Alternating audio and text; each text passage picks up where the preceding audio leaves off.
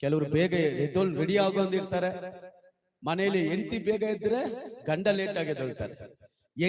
ಗಂಡ ಬೇಗ ಇದ್ರೆ ಹೆಂಡತಿ ಲೇಟ್ ಆಗಿ ಎದ್ದೊಳ್ಳೋದು. ಕೆಲವರು ಇಬ್ಬರು ರೆಡಿ ಆದ್ರೆ ಮಕ್ಕಳು ರೆಡಿ ಆಗಲ್ಲ.